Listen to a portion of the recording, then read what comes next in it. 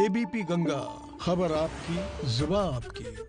उत्तराखंड विधानसभा का शीतकालीन सत्र बढ़ सकता है, ये एक बहुत बड़ी जानकारी मिल रही है। सत्र की अवधि बढ़ सकती है, सत्र बढ़ सकता है, ये बड़ी जानकारी मिल रही है। सत्र की अवधि बढ़ाने पर फैसला हो सकता है। 3 दिन का ये सत्र और सत्र बढ़ सकता है। आज कार्य मंत्रणा समिति की बैठक में निर्णय लिया जा सकता है। बहुत बड़ी जानकारी इस वक्त मिल रही है। कल बैठक में कांग्रेस ने सत्र को बढ़ाने की मांग की थी। कांग्रेस दरअसल पहले दिन से ही मांग कर रही थी कि सत्र की जो अवधि है बेहद कम है और ये सत्र नहीं बल्कि मजाक बनकर रह गया है। ऐसे में कल भी मांग की थी और ऐसे में कांग्रेस ने सत्र की अवधि को बढ़ाने की मांग कल की बैठक में की। बैठक में सत्र गुरुवार तक बढ़ाए जाने की सहमति बनी। सत्र की अवधि बढ़ाने पर आज निर्णय हो जाएगा, आज फैसला होगा कि क्या बढ़ाया जाएगा या नहीं। दरअसल प्रदेश के अलग अलग हिस्सों में भी ये बातें होने लगी कि विधायकों को चुना क्यों जाता है या सरकार चुनी क्यों जाती है। उनके काम के लिए, उनके निर्णय के लिए, उनके मुद्दों को उठाने के लिए विपक्ष भी उनके मुद्दों को उठाए, उनके जो मसले हैं उनकी चर्चा हो, लेकिन उनके मसलों को चर्चा होती नहीं। सड़क पर हंगामा होता है। विधानसभा में इतने कम दिन का सत्र, इतने कम दिन की चर्चा तक नहीं हो पाती किसी मसले पर। तो आज शीतकालीन सत्र का तीसरा दिन है। सुबह 11 बजे सदन की कार्यवाही शुरू होगी और आज के दिन की बात करें 4 विधेयक पारित किए जाएंगे। हालांकि खबर यह भी है कि आज राज्य आंदोलनकारी विधानसभा कूच करेंगे, तो इसके मद्देनजर सुरक्षा के भी सख्त इंतजाम है। राज्य आंदोलनकारी यानी कि वो लोग जिन्होंने पृथक राज्य की मांग को लेकर मेहनत की और अलग राज्य बनाया, उसके बाद वो लगातार ये आरोप लगाते रहे हैं कि उनकी उपेक्षा हर एक सरकार में हुई।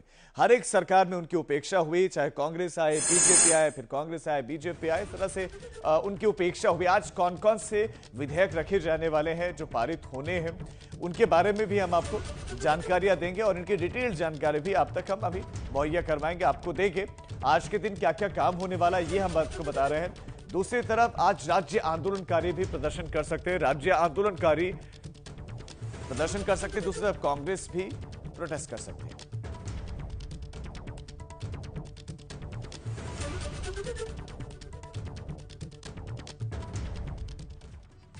और इस खबर पर हमारे ब्यूरो चीफ अजीत राठी हमारे साथ ज्यादा जानकारी के साथ जुड़ गए। सीधा उन्हीं का रुख करते हैं, देहरादून में इस वक्त हैं। अजीत, सबसे पहले तो 4 विधेयकों के बारे में आपसे जानना चाहेंगे कि उसको लेकर आज क्या क्या है, ये चारों विधेयक किस किस बारे में, ये तो बताएं दर्शकों को। साथ ही साथ क्या अवधि बढ़ सकती है सत्र की? राजीव, देखिए, ये कल जिस तरह की कांग्रेस की रणनीति थी, तो उन्होंने काम रोको प्रस्ताव किसानों के मुद्दे पर लेकर वो आए और उनमें वहाँ फिर उनकी चर्चा नहीं हो पाई, उनको स्वीकार नहीं किया गया, उन्होंने बायकॉट किया सदन का। तो इसी तरह से कल ही उन्होंने एक बैठक करके ये बात, एक निर्णय लिया कि हम इस पर दबाव बनाएंगे, सरकार पर पूरा दबाव बनाएंगे कि 3 दिन का सत्र बेहद कम है और इसको बढ़ाया जाना चाहिए। अब अंदरूनी जो सूत्र हैं वो बता रहे हैं कि सत्ता पक्ष के सूत्र भी बता रहे हैं कि सत्र 1 दिन और बढ़ भी सकता है। ऐसी अंदर से इनपुट इस तरह से मिल रहा है कि सत्र को 1 दिन के लिए और बढ़ाया जा सकता है। और इसके अलावा आज भी कांग्रेस ने अपने किसानों के और तमाम जो जन समस्याएं हैं उनके मुद्दे पर सरकार को घेरने की एक रणनीति बनाई है। दूसरी तरफ राज्य आंदोलनकारी भी हैं जो विधानसभा कूच करेंगे। राज्य आंदोलनकारियों का एक अपना प्रमुख विषय यहाँ पर रहता है, उनकी अपनी समस्याएं हैं, उनके अपने जो एजेंडे हैं सरकार राज्य के प्रति, राज्य के कल्याण के प्रति, तो वो रहते ही हैं। तो वो आज फिर वो भी विधानसभा का कूच करने वाले हैं। तो दोनों चीज़ें, एक तो राज्य आंदोलनकारी विधानसभा कूच करेंगे और दूसरा सत्र के अवधि 1 दिन बढ़ाए जाने के एक ऐसा इनपुट मिल रहा है। हालांकि जब भी कार्य मंत्रणा समिति की आज बैठक होगी तो उसी के बाद सब कुछ फाइनल होगा, लेकिन कांग्रेस का दबाव मुझे लगता है काम आ रहा है। जी अजीत, आप हमारे साथ बने रहे, आपके पास अभी आगे लौट रहे हैं, तो इस पर निर्णय लिया जा सकता है। हो सकता है कि 1 दिन का ये सत्र बढ़ा भी दिया जाए। तो कल शीतकालीन सत्र की बात करें तो अनुपूरक बजट पास किया गया था। विधानसभा सत्र के दूसरे दिन 4065 करोड़ का ये अनुपूरक बजट पास किया गया।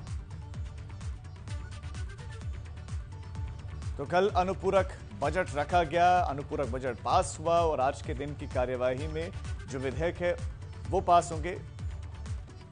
और इस अनुपूरक बजट की बात करें तो 4065 करोड़ का ये अनुपूरक बजट, ये सप्लीमेंट्री बजट पास किया गया।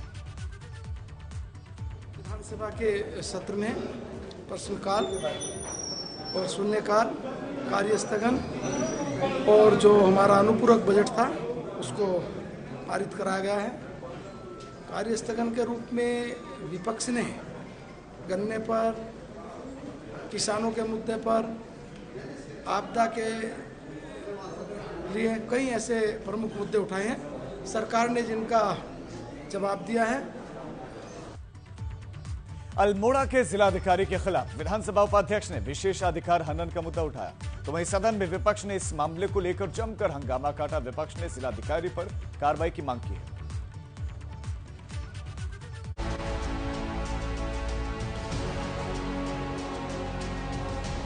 उत्तराखंड विधानसभा के शीतकालीन सत्र के दूसरे दिन भी सदन में खूब हंगामा देखने को मिला।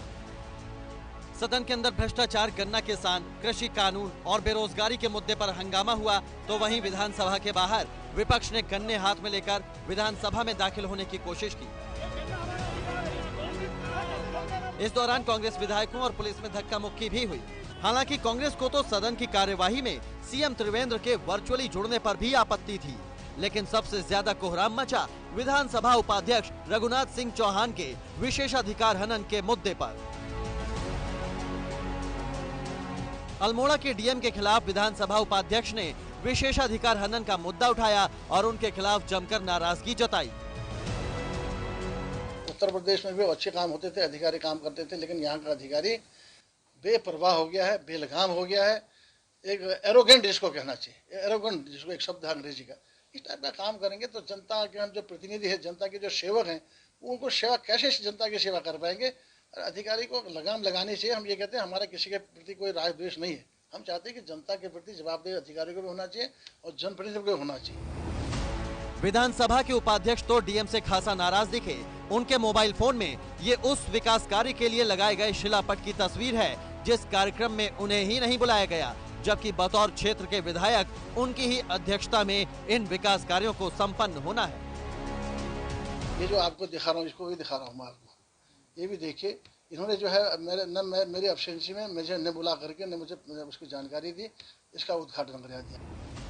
विधानसभा उपाध्यक्ष ने विशेषाधिकार हनन का मुद्दा क्या उठाया? कांग्रेस को बैठे बिठाए सरकार पर हमला बोलने का एक और मौका मिल गया।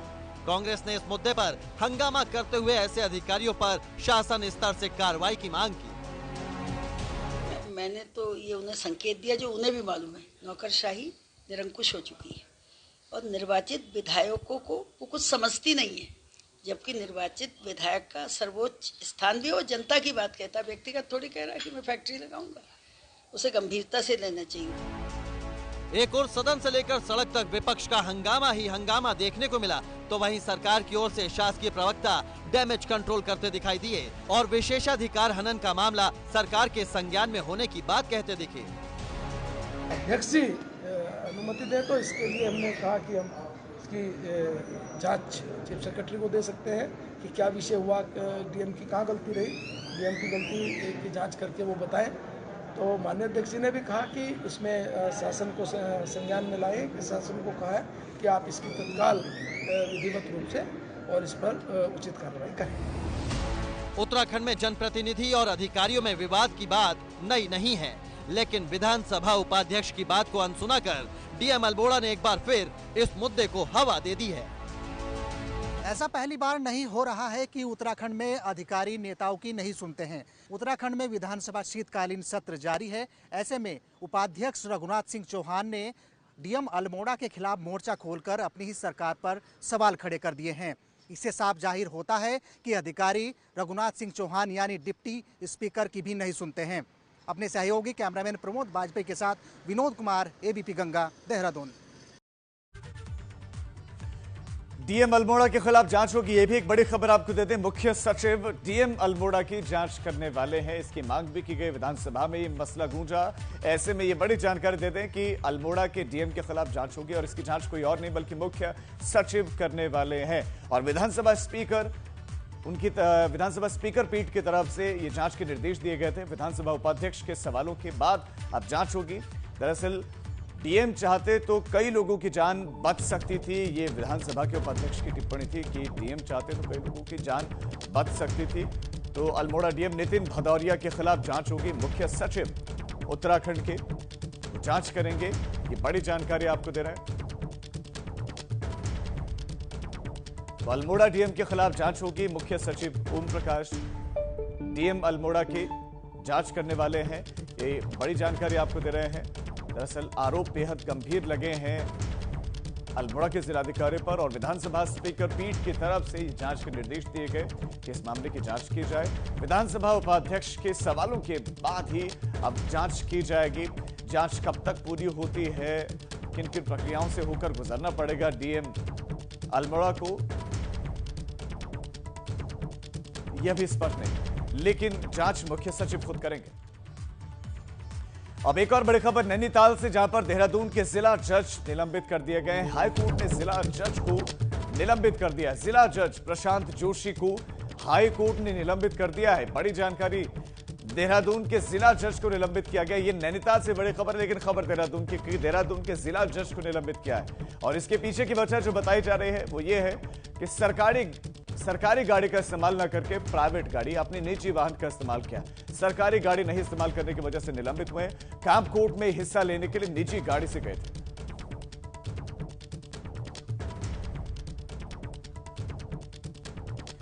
और हमारे ब्यूरो चीफ अजीत राठी लगातार हमारे साथ बने हुए हैं और इस खबर पर भी हमें और ज्यादा अपडेट्स देंगे। अजीत, सिर्फ निजी वाहन का इस्तेमाल करने पर निलंबित कर दिया गया उनको? राजीव, देखिए, खालिस तौर पर एक निजी वाहन प्रयोग करने का मामला नहीं है, क्योंकि एक कैंप कोर्ट लगती है मसूरी में, जिला जज को वहाँ जाना होता है। तो जिला जज जब वहाँ गए तो अपनी सरकारी गाड़ी छोड़कर तो एक किसी जो उनके अपने जानकार थे उनकी बहुत महंगी ओडी गाड़ी लेकर के और उस पर जिला जज की पद पट्टिका लगा करके वो मसूरी गए। तो अब बात यहीं नहीं खत्म हो जाती। एक तो वो गाड़ी उनकी नहीं थी, एक तो गाड़ी किसी और की थी, और वो जिसकी गाड़ी थी उसके खिलाफ मुकदमे दर्ज हैं और उस व्यक्ति ने हाईकोर्ट में अपनी एफआईआर क्वैश करने के लिए एप्लीकेशन दी हुई है। तो ये माना जा रहा है कि जो अभियुक्त है पहले से ही उसकी गाड़ी को जिला जज यूज कर रहे हैं। तो ये अनुशासनहीनता का मामला पाया गया और हाईकोर्ट ने जब इसकी जांच कराई तो उसको प्रशांत जोशी को जिला जज को निलंबित कर दिया गया। जी अजीत, शुक्रिया आपका इस तमाम जानकारी के लिए। बहुत बड़ी खबर, और मसला सिर्फ इतना भर नहीं है कि उन्होंने निजी वाहन का इस्तेमाल किया। दरअसल जो निजी वाहन इस्तेमाल किया वो उनका खुद का नहीं था, एक ऐसे शख्स का था जिस पर एफआईआर, जो अभियुक्त थे किसी मामले में, उसकी गाड़ी में सवार होकर और उसी पर लिखा हुआ था जिला जज, और पहुंच गए कैंप के उस कार्यक्रम में। अब आगे बढ़ रहे हैं। भारतीय जनता पार्टी मिशन 2022 की तैयारी में जुट गए, जिसको लेकर बीजेपी प्रदेशाध्यक्ष बंशीधर भगत, प्रदेश प्रभारी दुष्यंत गौतम सभी 70 विधानसभा का दौरा करेंगे और कार्यकर्ताओं में जोश भरने का काम करेंगे। और इसकी शुरुआत मसूरी विधानसभा क्षेत्र से 24 दिसंबर से होगी। उत्तराखंड बीजेपी के प्रदेशाध्यक्ष बंशीधर भगत और प्रभारी दुष्यंत गौतम 24 दिसंबर को एक दिवसीय दौरे पर मसूरी में रहेंगे, जहां पर वो कार्यकर्ताओं को मिशन 2022 की जीत का मंत्र देंगे। निकट हैं और राष्ट्रीय अध्यक्ष जी का प्रवास अभी उत्तराखंड से, जो पूरे देश भर के 120 दिनों का राष्ट्रीय अध्यक्ष जी का प्रवास था, हम सबका सौभाग्य रहा कि उन्होंने उसका सिंहनाद भी देवभूमि को ही चुना उसके लिए भी, और देहरादून में उनका प्रवास रहा 4 दिन का। अब माननीय प्रदेश अध्यक्ष जी, माननीय प्रदेश प्रभारी जी, सह प्रभारी जी 70 विधानसभाओं का प्रवास प्रारंभ करने वाले हैं और हम सबका सौभाग्य है कि मसूरी विधानसभा से उन्होंने इसकी शुरुआत करने का निश्चय किया। से शुभारंभ होने वाला और मसूरी मंडल में ये कार्यक्रम हो रहा है, तो सभी कार्यकर्ता उत्सुक हैं और निश्चित ही जिस तरह का प्रदेश से और जिले का जो दिशा निर्देश है उसका पालन करते हुए यहाँ पे पूरे विधानसभा के यहाँ पे कार्यकर्ता रहने वाले हैं। और निश्चित ही हमारे प्रदेश अध्यक्ष, प्रभारी जी और सह प्रभारी जी का जो भी दिशा निर्देश होगा उसको हर कार्यकर्ता जो है उसका पालन करेगा और निश्चित ही एक ऊर्जा का संचालन सभी कार्यकर्ताओं में होगा। और से शुभारंभ होने वाला और मसूरी मंडल में ये कार्यक्रम हो रहा है, तो सभी कार्यकर्ता उत्सुक हैं और निश्चित ही जिस तरह का प्रदेश से और जिले का जो दिशा निर्देश है उसका पालन करते हुए यहाँ पे पूरे विधानसभा के यहाँ पे कार्यकर्ता रहने वाले हैं। और निश्चित ही हमारे प्रदेश अध्यक्ष, प्रभारी जी और सह प्रभारी जी का जो भी दिशा निर्देश होगा उसको हर कार्यकर्ता जो है उसका पालन करेगा और निश्चित ही एक ऊर्जा का संचालन सभी कार्यकर्ताओं में होगा। और अब आगे बढ़ रहे हैं लैंसडाउन विधानसभा क्षेत्र के नैनी डांडा और रिखड़ीखाल विकासखंड के लोगों की रामनगर कांडा ढिकाला मार्ग को खोले जाने की मांग अब पूरी होने जा रही है। 25 दिसंबर को वन मंत्री डॉक्टर हरक सिंह रावत इस मार्ग का उद्घाटन करेंगे। वन मंत्री हरक सिंह रावत ने कहा कि साल 2008 में लैंडस्लाइड के कारण ये मार्ग बंद हो गया था, लेकिन 12 साल के लंबे अंतराल के बाद अब ये मार्ग खुलने जा रहा है। देखिए, मैदावन भी हम बहुत जल्दी मैदावन और से दुर्गा देवी गेट खोलने जा रहे हैं और 25 तारीख को 11 बजे कांडा, रथवा ढाब, कांडा और ढिकाला हम खोलने जा रहे हैं। धर्मनगरी हरिद्वार में मासूम बेटे की निर्मम हत्या से आक्रोश है। आरोपियों को फांसी की सजा दिए जाने की मांग हो रही है। इस बीच कैबिनेट मंत्री मदन कौशिक पीड़ित परिवार से मिलने पहुंचे और आरोपियों को सख्त सजा दिलवाने का आश्वासन दिया।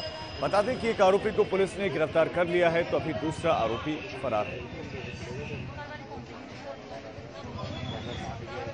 उसके बाद और एसएसपी से मिलती है कि एक तो फास्ट ट्रैक कोर्ट के माध्यम से ये पूरी ताकत के साथ खड़े कि जब तक उसको फांसी नहीं हो जाती, क्योंकि वो फांसी का ही हकदार है जिसने इस प्रकार का कार्य किया है। इसलिए फांसी तक हम लोग शांति से नहीं बैठेंगे जब तक उसको फांसी नहीं होगी। और जो उसके साथ दूसरा उसका साथी है, उसके लिए हमने कहा किसी भी रूप में आप कितनी भी टीम बनाइए, आवश्यकता पड़ेगी आपको और पुलिस फोर्स की आवश्यकता, वो भी उपलब्धता हम लोग कराएंगे, लेकिन उसको भी लाकर और उसी प्रकार से उसको भी सलाखों के पीछे होना चाहिए। सुरेंद्र सिंह जीना के निधन के बाद से सल्ट विधानसभा की सीट खाली हो गई। इसमें 6 महीने के अंदर उपचुनाव होने, ऐसे में बीजेपी के कई कार्यकर्ता चुनाव लड़ने के इच्छुक हैं और इनमें से एक नाम सुरेंद्र जीना के बड़े भाई महेश जीना का भी है, जो इस सीट के प्रबल दावेदार बताए जा रहे हैं। महेश जीना के माने तो पार्टी उन्हें टिकट देती है तो वो अपने भाई के अधूरे पड़े विकास कार्यों को पूरा करेंगे।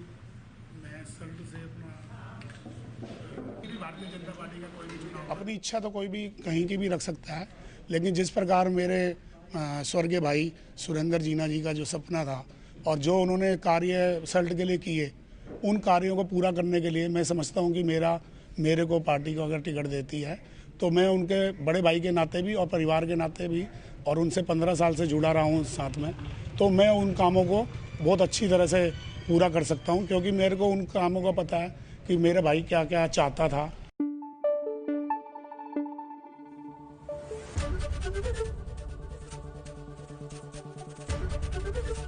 एबीपी गंगा, खबर आपकी, जुबान आपकी।